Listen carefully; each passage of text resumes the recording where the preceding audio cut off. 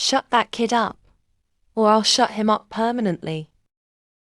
A guttural, cruel voice snarled through the darkness. Easy, Mikhail. It's just a cough. The air down here is poison. It's noise. And noise attracts attention.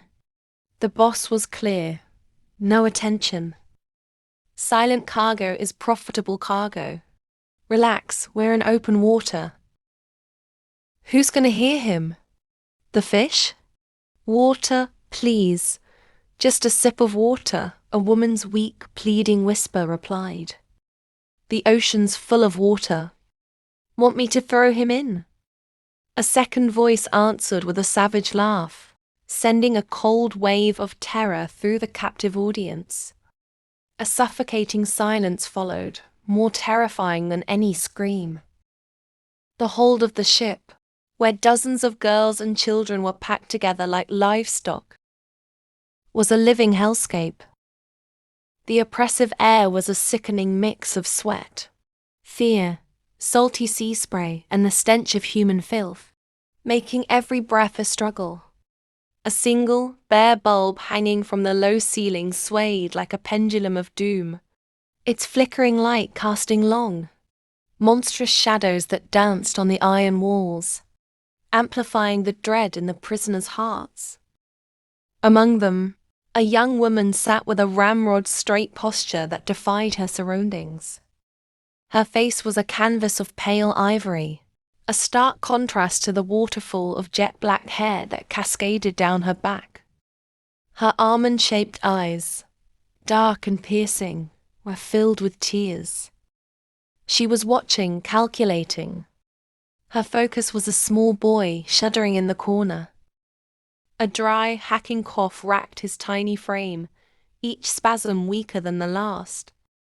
He was dying. She knew it. Mikhail, the larger of the two smugglers, took a step toward the boy. That's it. Time to quiet this one down for good. Before he could move further, the girl's voice, clear and sharp as shattered glass, cut through the hold. Don't touch him. Mikhail stopped.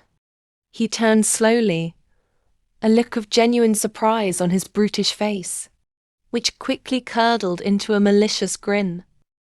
He sauntered towards her. Well, look what we have here. A little bird who thinks she can sing. What did you say? I said, don't touch him. He needs water, not a fist. She repeated, and who are you? The Queen of the Damned. She didn't flinch. Her eyes met his, clear and steady.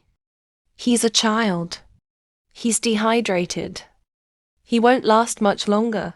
That's not my problem, Mikhail spat, taking a menacing step closer. My problem is a pretty little doll who doesn't know when to shut her mouth. Then your problem is with a human being, not a doll. Only a monster would watch a child die of thirst. Monster? Mikhail's face contorted with rage. You dare call me a monster? I'll show you a monster. He lunged, his hand tangling brutally in her long black hair, and yanked her to her knees. The sharp crack of his palm against her cheek echoed off the iron walls. A collective gasp went through the hold. She cried out, tasting blood. But through the pain, she glared up at him. See? A monster. You defiant little bitch.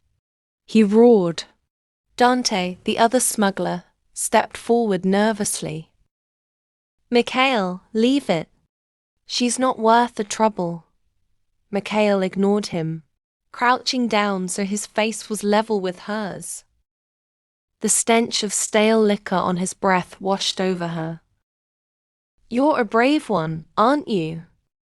You're cargo. Meat, you. Don't get to give orders. Even. An animal knows a dying child. Needs water, she shot back, her eyes locking onto his. Or does that make you worse than an animal? The smirk vanished from Mikhail's face, replaced by pure volcanic fury. The insult, the defiance, the utter lack of fear in her eyes, it was more than he could stand. "You fucking bitch!" His hand shot out, grabbing her by the hair and yanking her head back with a savage jerk. "I'll teach you your place." The first slap was a brutal crack of sound that made everyone flinch. Her head whipped to the side. "Mikhail, no!" Dante yelled, starting forward. "Her face! You'll ruin her face!" Mikhail was deaf to him. "You think you're special?" he roared, slapping her again. "You think these looks will save you?" A third slap, harder this time, drew a cry of pain from her. Blood trickled from her lip, a stark red against her pale skin. "You're just a product." With a final, vicious blow, her eyes rolled back and she went limp, collapsing onto the grimy floor. "See what you did, you idiot." Dante shoved Mikhail back. "She's the jackpot. The one the client is paying a fortune for." "Pristine condition" were the exact words. "Her face is where the money is." Mikhail glared down at her unconscious form, his chest still heaving. His rage was still a hot fire inside him. He spat on the floor next to her. She had it coming. He turned to leave, but his fury demanded one last, final act of desecration. He pivoted and drove the steel toe of his boot hard into her stomach. Her unconscious body folded around the impact. "Worthless piece of meat," he snarled, and finally stalked off into the shadows. Dante knelt, swearing furiously under his breath as he checked her pulse. "Alive," he muttered. He barked at a nearby henchman. "Get over here. Get her to my cabin now. Clean the blood off her face carefully. If there are permanent marks, the boss is going to have your head. Right after he's done with me. Move." Two men hurried forward, grabbing the girl's limp arms and dragging her away. Her long black hair trailed on the filthy floor behind her like a funeral shroud. The little boy, forgotten now, stared with huge, terrified eyes into the darkness that had consumed his only defender. The hold fell into a chilling silence, broken only by the relentless, indifferent sound of the waves crashing against the ship, pulling them all deeper into the abyss. The Nora's house was quiet except for the faint ticking of the clock and the soft rustle of curtains, moving in the night breeze. Nora shut the front door and whispered, "Mom? You awake?" Margaret appeared at the hallways, corner with a robe around her shoulders and a mug of tea in hand. Her hair was slightly messy, her expression half worried, half ready for conversation. "Nora, Mum, there's something I need to tell you." Before she finished, the doorbell chimed, sharp and sudden. Both looked at each other. "Margaret, who on earth visits at midnight?" "If it's another admirer from your TV network, tell him I charge for autographs." Nora sighed, already knowing. She opened the door and there stood Derek West, his usual grin softened by embarrassment, rain still glinting on his jacket. "Derek, Mrs. Reed, sorry for the noise." "I come in peace. No cameras, no scandal, just diplomacy." Margaret arched an eyebrow. "Diplomacy? That's a new word for showing up. Uninvited. Is this the kind of journalism you two practice?" Nora. Mum. Exasperated whisper. He's harmless. Derek. Grinning. Harmless and punctual. I needed to ask for a favor before she changes her mind about that New York trip. Margaret folded her arms, pretending to think. And what makes you think I would let my daughter run off to another state with a man who hunts stories for a living? Derek. Well, ma'am, I only hunt them. She edits them. We make a balanced team. Also, I promised to bring her back in one piece with better ratings and new shoes. Margaret tried not to smile. The corners of her lips betrayed her. You think charm replaces permission?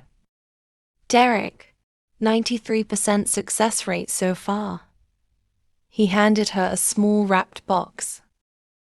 For statistical accuracy, this is chamomile. For insomnia caused by worrying about brave daughters. Margaret looked at it, laughed despite herself, and shook her head. You're impossible, Mr. West. Derek. Impossible is my middle name, ma'am. She finally sighed, waving a hand toward the stairs. Fine, go. But if she ends up on the news for another explosion in LA, I'm calling you before the ambulance. Nora. Smiling, relieved. Deal, Mom. Derek. Understood, Mrs. R. One exclusive interview a week. 0 explosions, promise. Margaret lifted the mug in mock salute. Go save the world, then. Just bring her back before it burns down. As they turned toward the door, Derek whispered to Nora. Told you I could handle negotiations. She rolled her eyes but couldn't hide the laugh. Remind me to hire you as press agent if the news ever fires me. They stepped out into the calm glow of the porch light. Inside, Margaret watched them through the window, her smile half teasing, half hopeful, whispering to herself, at least this one drinks tea instead of trouble. Luxury SUV, van style, sliced along the open highway. Sunlight spilling across their polished hoods.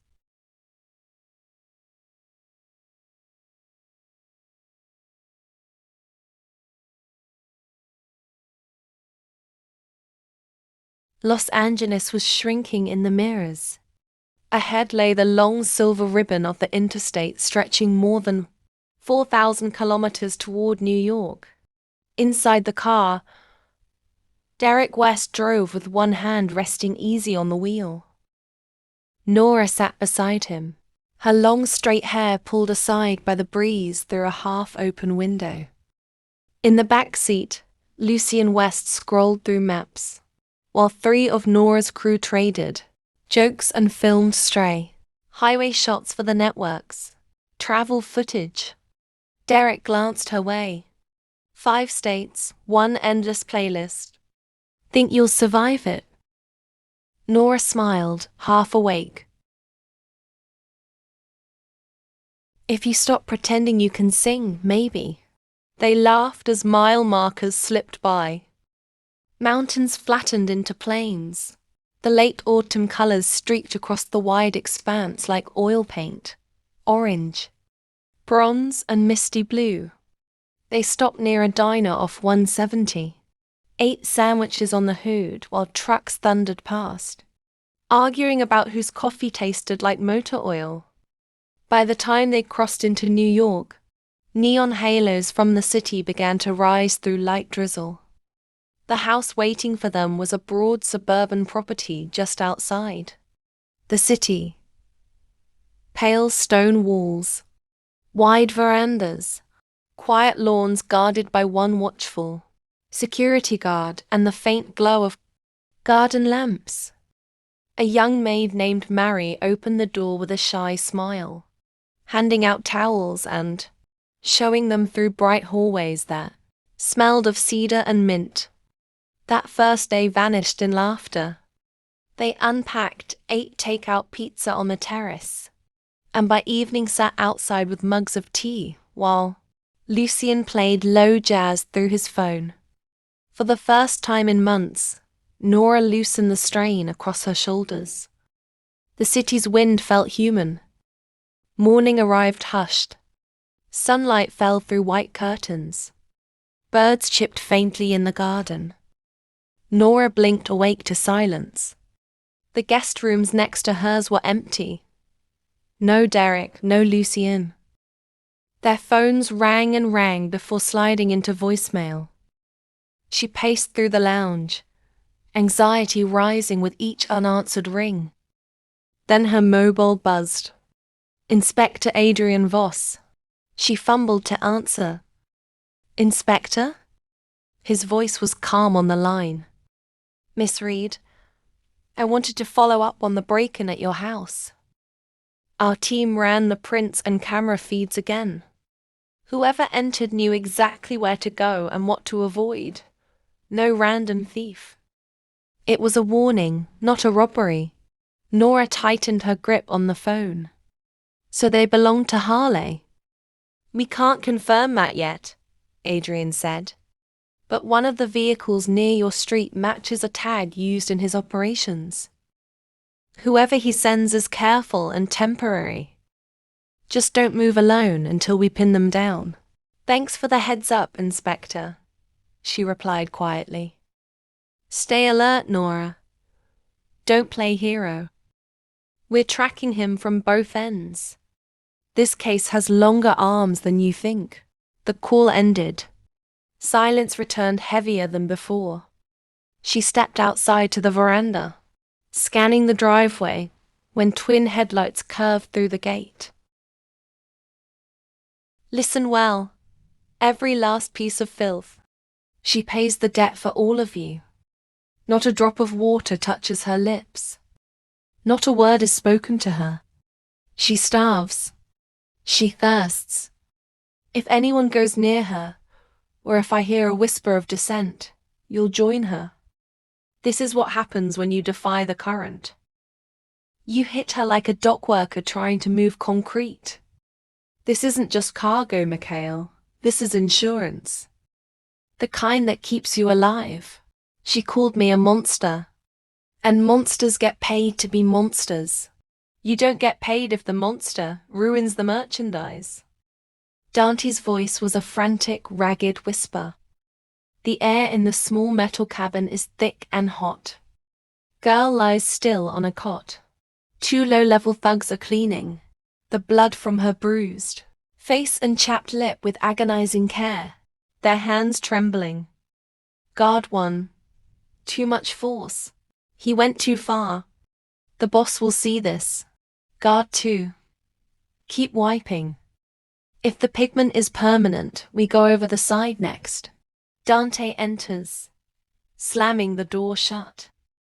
He looks at the bruise, his jaw tight with stress. He dismisses the thugs with a wave. Dante, get out. You're too clumsy. If you leave a scratch, I will personally guarantee your contract is voided. Permanently. The guards stumble out. Dante moves to the cot, his movements surprisingly gentle. He picks up a medical swab and carefully cleans the corner of her mouth. Dante, look at you. You have a terrible habit of being right. Aya, it's going to kill you before we even reach port. Girl eyelids flutter, then open fully. Her eyes, dark and piercing, lock onto his face. She is terrified but forces herself to be still. She recognizes the fear in his eyes. It's not for her, but for the financial loss. Girl, you shouldn't have brought me here. Dante, and you shouldn't have played the hero. It only costs you more. Your price is determined by your silence. You broke the silence. Aya tries to pull her head away from his hand. A small, weak struggle. Girl, take your hands off me, betrayer. You smell like the grave you're digging for all of us. Dante. His grip tightens, forcing her chin up. His voice is dangerously low and rough. I am the one keeping the wolves at bay. I am the one who pulled you from the floor before that animal ruined you. Understand your reality. I am the compromise you cannot afford to hate. You owe me this breathing space. The door is violently kicked open, and Mikhail looms in the doorway, his chest still heaving from the earlier fight. Mikhail. Ah, the little flame is awake. Look at you. You are a magnificent piece of defiance. A beautiful, high-priced problem. He reaches for a strand of her long black hair and tucks it behind her ear. Arya turning her head sharply away from his touch. Yes, I am fire. And this fire will burn you and your miserable ship to ash. Mikhail. Breathing space? She deserves a cage in the bilge. Look at her, Dante. Already poisoning your pity. Mikhail strides over, grabbing her hair with painful force and yanking her head back towards him. Mikhail. I hear you have a death wish, little fire. You think you can talk your way out of being sold. You are currency. And currency can be melted down and repurposed. Girl, wincing from the pain, but her voice is clear. I'd rather be ash than the gold in your hand. This fire is real. And it spreads. Mikhail, laughing maniacally. A martyr. How tiresome. I'll take your purity and package it in a box. Before he can strike again, the door swings open for the third time. Guard stands there, looking pale and panicked. Guard, bosses. The radar. We've got a vessel closing fast. Not scheduled. They're on an interception course. It's too close. We just lost the signal, but they're right on top of us. They've found us. Mikhail and Dante exchange a look of genuine alarm. Mikhail. Interception. Who the hell is out here? Girl. Seeing her opportunity, her fear momentarily giving way to reckless courage. She leaps to her feet, shoving the guard aside. See, you won't escape. They've found you. She bolts out of the door into the narrow corridor and sprints a few feet down the corridor, her voice echoing wildly through the metal confines. Girl, help yous? We're captives. They are traffickers. Rescue us. There are children. Dante moves faster than Mikhail, closing the distance in 2 strides. He tackles Arya against the nearest metal bulkhead. He claps his hand over her mouth, muffling her desperate cries into strangled whimpers. Dante, you suicidal fool. You want a rescue. You want a firefight. That's what you'll get, and you'll die first. He brutally drags her back toward the main hold entrance. He shoves her through the heavy iron door and into the middle of the crowded space. She collapses, gasping and clutching her bruised side. Dante, screaming, his fear now directed entirely at her. You stupid, defiant animal. You think you're clever? You think we're going down because of a few pathetic cries for help? You just sealed your fate. You had your comfort. You had your silence. You chose war. He gives her a furious, painful kick to the ribs. Dante, this is your punishment for treason. You think you're better than us. You think you can betray us and walk free.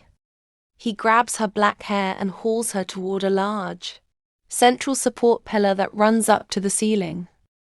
Dante, to the nearby guards. Get me the cable.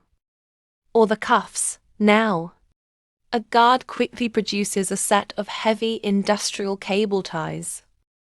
Dante forces Arya's back against the cold, unyielding metal pillar, yanking her hands behind her and binding her wrists tightly together around the pillar. You want attention? You'll get it.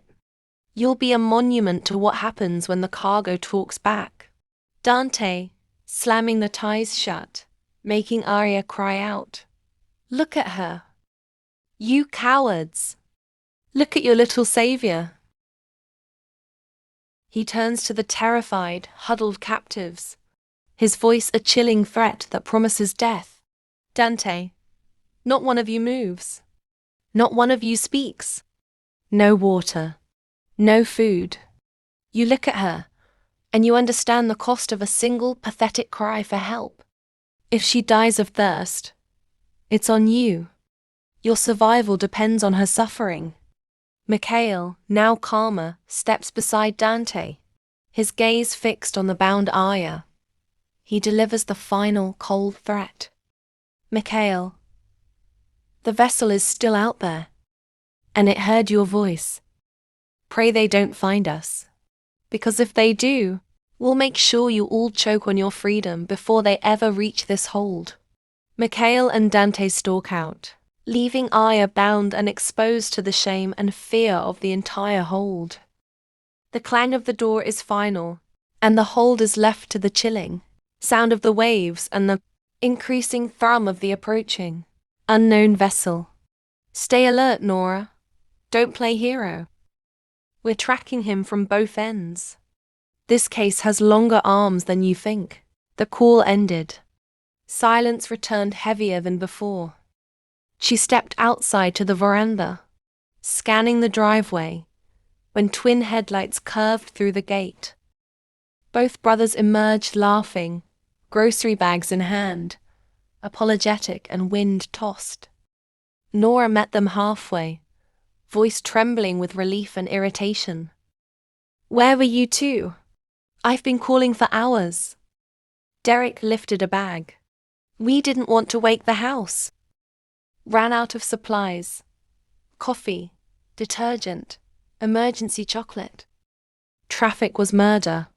Lucian nodded, sheepish. You should see Derek argue with GPS. She folded her arms, pretending sternness. Next time, leave a note. Or a flare. He grinned, easing the tension. Noted, chief journalist. Mary appeared from the kitchen door. Breakfast's ready. You all freshen up. I'll call when the table's set. The day rolled gently after that. Late brunch. Quick editing for Nora's show. Then a drive through Central Park where autumn leaves fell like confetti. By night, fairy lights shimmered around the yard. Grills smoked with barbecue, and laughter rose warm into the cool air. Near midnight, as the house quieted, Derek wandered into the kitchen. Mary was tidying counters, humming softly. He leaned on the doorframe. Everything all right while we were out? She looked up, wiping her hands. Yes, sir. Just one thing. Miss Reed received a call earlier from a man named Inspector Voss about her case. She didn't say why. Derek's easy expression dimmed, replaced by thought. He nodded slowly. Thank you, Mary, that's all. When she turned away, he stared at the floor a long moment, voice dropping to a whisper meant only for himself. Looks like even on vacation, the ghosts don't stay buried. We'll have to handle this inspector soon. Ween stirred the garden lights outside as he shut the kitchen door, the faint scent of smoke and sea lingering. In the air, the calm before whatever came next. The east of the river held its breath as Darius Hale's black SUV rolled to a stop in front of a half-collapsed building. The signal they had traced for 2 days had finally blinked out here. A sliver of red on Axel's screen. Then nothing. Inside, the air smelled of diesel and dust. Broken crates and rusted pipes stretched into shadows. Rick's hand hovered on his weapon. Nothing, he muttered. He's gone again. Axel kicked a piece of metal across the floor. That's the third empty shell site. The guy's playing hopscotch with satellites. Darius didn't answer at first. He stood still, jaw tight, eyes fixed on the darkness ahead. Every ghost ends where the air runs thin. He'll surface, he said quietly. Fear always brings them up. Thunder rolled outside. For a moment, the sound of rain wrapped the city alow, steady growls spilling over concrete. Then Darius turned to them, the calm returning. Track all docks and rail yards on the Atlantic side. When he breathes again, I want the next breath to be his last. They moved out without another word. Rain covered their voices. Morning sunlight spilled through the trees. Gold dust scattered across the grass of East Meadow. Birds cawed lazily. Tourists drifted by with coffee cups. And the city, for once, sounded almost kind. Nora Reed sat cross-legged on a checkered picnic blanket, surrounded by cameras and laughter. Derek flipped a coin at Lucien West, who pretended to referee while her 3 crew members cheered at nothing. Remind me again, Lucien said, why we call this a work trip. Nora raised her sandwich like evidence. Because journalism feeds the soul and sometimes the stomach. They laughed. After weeks of arrests and arguments, the park felt like a truce. The air smelled of roasted nuts and summer grass. Even Nora let herself forget the notch of fear under her ribs. By late afternoon, clouds moved in. The group wandered toward the lake, took pictures, joked about terrible weather, and by sunset returned home streaked with drizzle and adrenaline. Dinner was loud. Mary, the housemaid, tried to keep up with everyone's orders, shaking her head with an indulgent smile. When the lights outside dimmed, one by one the guests retired until only the hum of New York remained. In the garden's open lawn, fairy bulbs floated like stars. Derek and Nora sat in wicker chairs, mugs of coffee steaming between them. You ever believe cities can sleep? He asked. Only when people stop lying, she replied softly. He smiled. Guess this city's an insomniac then. Nora laughed, quiet. You keep making jokes, but sometimes I think you understand this mess better than anyone. Maybe, Derek said. I just listen more than I talk. For a while they said nothing. The sound of distant horns washed over them. Her eyes traced the skyline. His traced her face. Somewhere beyond that soft peace, a shadow moved toward the night's center. You made one mistake, Marcus. You touched what was never yours. Girls. Children. You smuggled them through my ports. Inside my tides, thinking I wouldn't notice. I notice everything. This city is mine, its streets, its silence, even its fear. Every breath that rises from the docks answers to me. I told the world one rule. No women, no children. The rest of the crimes I own. But you broke that rule. And now you've signed your lungs over to the sea. You see that water behind me? It's not blue, it's red memory. And when my water takes someone, it never gives them back.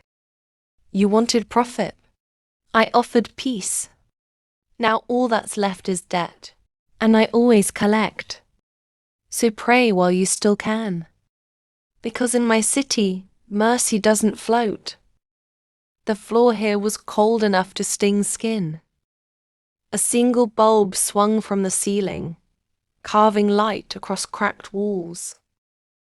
Marcus Keller knelt on the ridge of dirt and oil, his wrists bound behind him, sweat and blood darkening his shirt.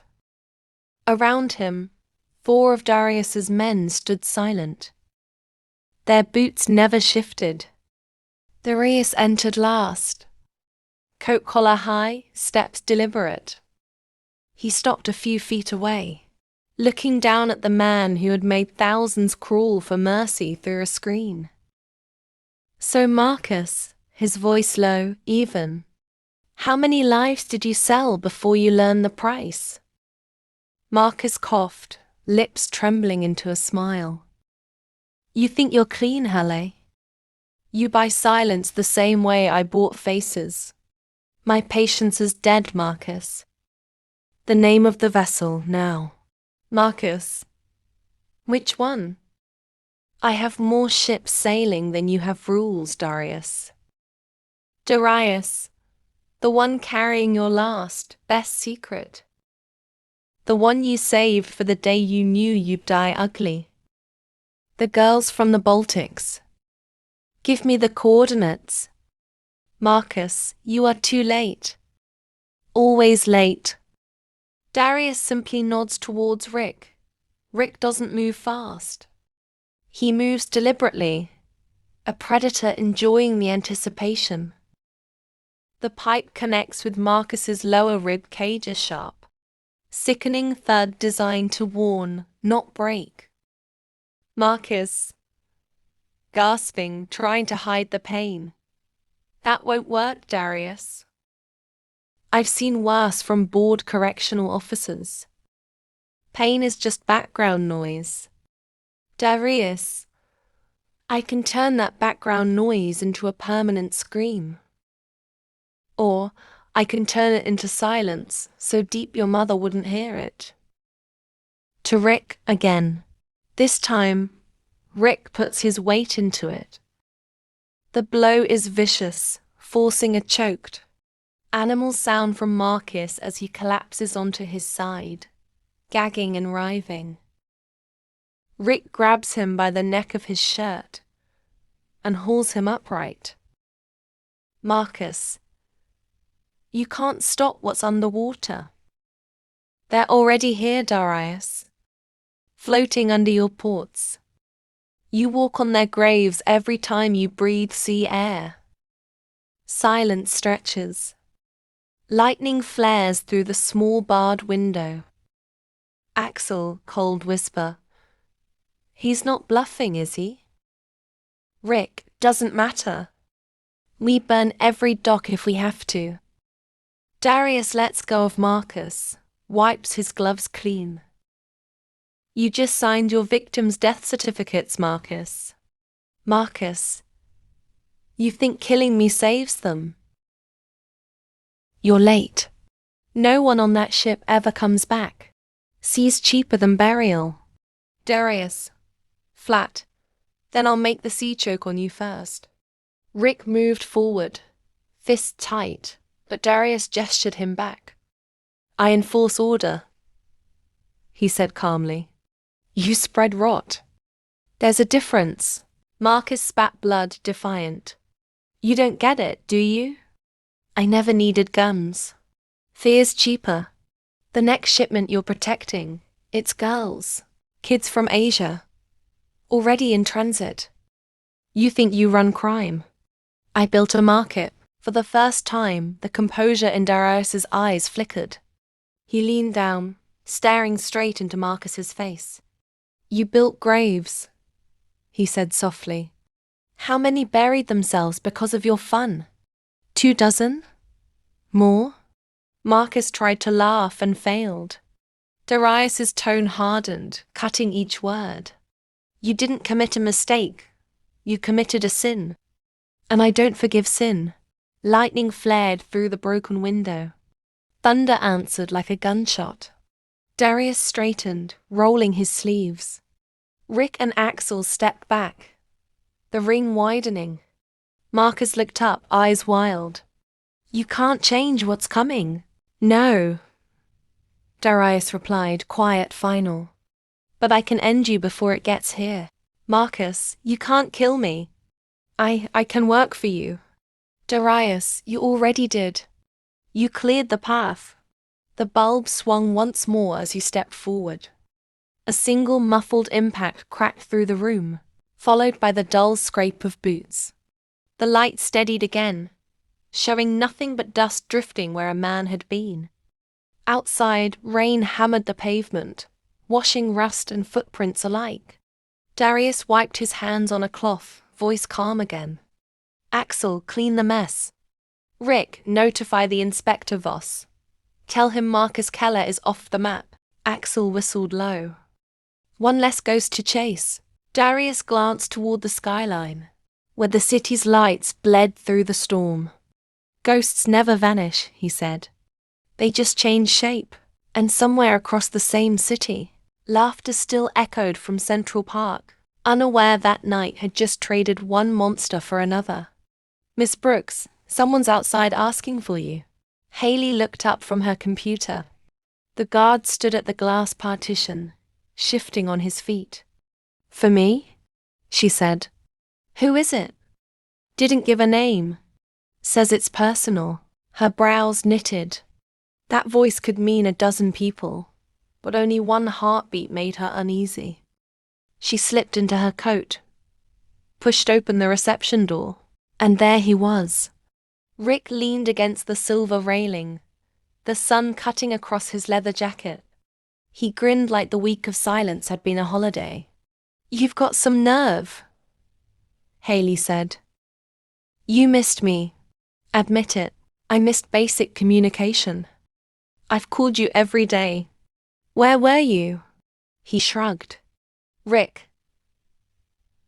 Saving you from another lunch of burnt coffee and deadlines. Come on, coffee. My treat. Haley. No chance. I'm working. Rick. Half an hour. They won't even notice. Haley. I'll notice when my boss humiliates me in front of everyone.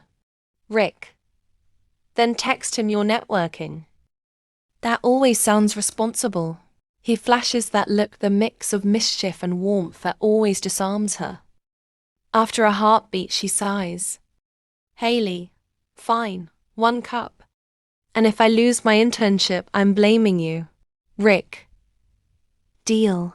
The cafe across the street hummed with low music and clinking spoons. They took the corner booth. Rick watched her stir sugar without tasting the drink. So, he said softly, are you going to tell me why you look like a ghost wearing lipstick? Because I work 12 hours a day. Try again. Her eyes flicked up. You disappear for a week and interrogate me like I broke your law. Maybe I just worry. She just smiled. Rick. So, what's been keeping you busy besides ignoring me back? Haley. Work. Late nights. Rick. And? Haley. What do you mean, and? That's all there is. Rick, come on, Haley. Something's off. You drifted on me. Is there anything you're not telling? He leaned back. Then humor me. Anything you're not saying? She hesitated, and the present broke open. Rain. Evening buses coughing smoke. The ex waiting at the corner like a bad memory that refused to die. Haley, he'd said, grabbing her wrist. We could start over. Forget whatever went wrong. She had pulled free. We finished a long time ago. Let it stay that way. You won't even talk. I'm late, he'd called after her, voice sharp and lonely against the sound of tires. The memory thinned, drifting away as Rick snapped his fingers. Earth to intern, he teased. Daydreamer, where were you? Nowhere. You sure? I said it's nothing. He studied her. You know I'm going to ask again until you blink. She gave up, laughing quietly. You're impossible. Occupational hazard, he said, then reached across, fingers brushing hers. Haley, he said, you already know I like you. I don't hide it well. And I'm planning to make it official soon. Her spoon froze mid-air, Official? As in ring and vows official. I just hope you'll say yes instead of running for the nearest exit. She went red. Somewhere bravery tangled with panic. You don't even know everything about me. Then tell me, he said gently. Before I ask, though, tell me if there's anything hiding behind those pretty eyes I should face now. Her smile faltered. No secrets. At least none worth mentioning. Rick. Good. Because from today I want you to meet my brothers. Tonight. Haley. Tonight? You barely gave me time to panic. Rick, exactly. No time, no excuses. Come on. Haley frowned, clutching her bag. Haley. Rick, if I walk out now, my boss will fire me. I'll be on the street by morning. For a moment, Rick didn't answer. In his mind, he'd already pictured her boss 6 feet higher than the roof problem solved.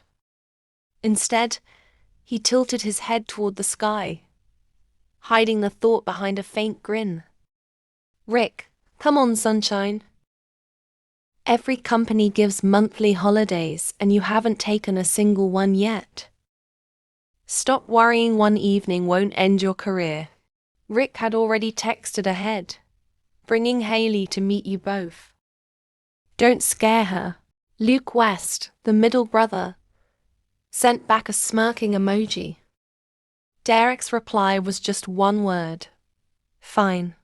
When they walked into the lounge, Luke leaned over the arm of the couch.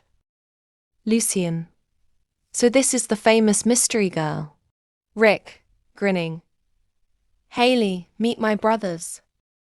This is the older one, Derek West, the head of operations and apparently the family conscience. And that over there is the troublemaker, Lucien West. My second headache. He turned back to them. Brothers, this is Haley Brooks. She's doing her internship downtown. Haley laughed softly, waving one hand.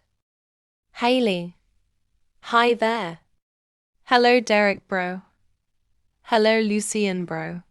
Her voice was bright and lilting. She gave a tiny playful wave to each of them in turn, eyes lighting the whole room. Derek gave a rare smile. Guess our brother finally learned to bring home someone who can actually talk.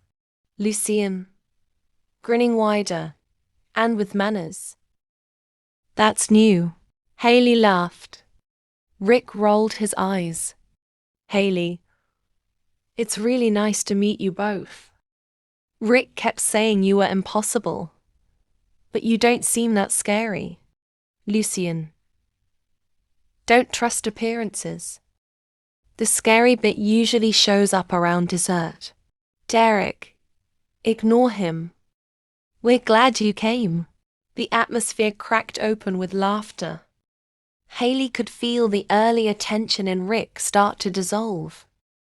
They moved to the sitting area, trading quick stories, a little teasing about Rick's habit of losing phones. A light joke from Haley about her chaotic office. Lutz's mock complaint that all their serious meetings turned into comedy sketches whenever Rick walked in. Even Derek's gaze, usually sharp as glass, turned softer while listening to her. For a while it felt almost like a normal house. 3 brothers, one grinning girl, and easy laughter bouncing against the walls. Rick watched her from the corner of his eye, a small smile sneaking across his face. She fit there perfectly, and everyone at that table knew it. Then the door flew open. A courier stumbled in, sweating. Sir Inspector was Ma. 3 pairs of eyes stopped him cold mid-word. He swallowed, color draining. Derek's voice sliced the space. That'll be all. The man froze, nodded too fast, and vanished down the corridor. Haley blinked. Inspector? What's that about? Derek smiled thinly, already cleaning the air. Routine. Customs inspection. We deal with exports, engines, construction parts. Paperwork makes them feel powerful. Lucian chuckled. Keeps half the city employed. Rick jumped in fast. It's boring stuff. You'd hate it. Haley accepted it with a small nod, though curiosity still pinned behind her smile. Derek glanced at his watch and turned to Haley. Derek, it's late already. You're staying for dinner. Haley, oh no, really I couldn't. I should head back. Lucian, denied. Come on. We don't take no this politely. At least a meal before you run from our brother. Haley, laughing. I don't want to intrude. Rick, you're not intruding. You'd hurt our chefs. Feelings he's been waiting all year to see me act civilized. Lucian. For the record, that still hasn't happened. Derek. Sit. 5 minutes of dinner and we'll let you escape. Haley looked between their expectant faces, then sighed in mock defeat. Haley. Fine. 5 minutes, but if my boss fires me for being too social, I'm sending him your address. Rick. Perfect. We'll hire you instead. She rolled her eyes, smiling despite herself. Dinner arrived, quick boxes of pizza open like treasure. Cold drinks, laughter chasing away formality. Lucian told bad jokes. Derek even almost smiled. For a heartbeat, Haley felt she belonged. When she stood to leave, Derek rose too. Rick, he said, tone between order and affection. See her home. Rick nodded. Always. The car glided through the city's veins of light. Neither spoke. The radio whispered static until Haley finally said, Your brothers are. Intense. Rick. Different breeds, same pack. They were kind though. Derek looks like he audits people for crimes they haven't committed yet. Rick laughed. That's accurate. Silence, then headlights caught their faces in flashes. He turned into a quiet boulevard lined with trees. You hungry? I just ate half a pizza. Good. Dessert then. He stopped by a food truck, bought 2 cones. Chocolate or vanilla? She grinned. Surprise me. He handed her vanilla, its cold mist tangling with the night air. They leaned on the hood, watching cars blur past. Haley spoke first. You really meant that earlier. About proposing. Dead serious. One of these nights I'll stop beating around the word. Maybe give me warning, she said softly. Where's the thrill in that? Her laugh melted into the wind. For a second, the world looked gentle again. When they reached her apartment, rain had started thin. Silver rain that blinked against the streetlights. He pulled up by the curb. Home, he said. She hesitated with her hand on the door. Thanks for tonight. Rick, thank Derek. He's the one who ordered the escort. She smiled. Then thank you for following orders. He paused. Always gonna follow where you go, Haley. She slipped out, umbrella opening above her like a curtain between 2 lives. At the steps she looked back. Good night, Rick. Good night, he said, voice low. She disappeared inside. Rick sat there a moment, rain threading down the windshield. The taste of vanilla still on his tongue. His phone buzzed one unread message from Derek. Don't stay long. We have visitors tomorrow. He typed back. Understood. Then whispered to himself. She doesn't need to know what kind of visitors. Engines idled. Thunder murmured beyond the skyline.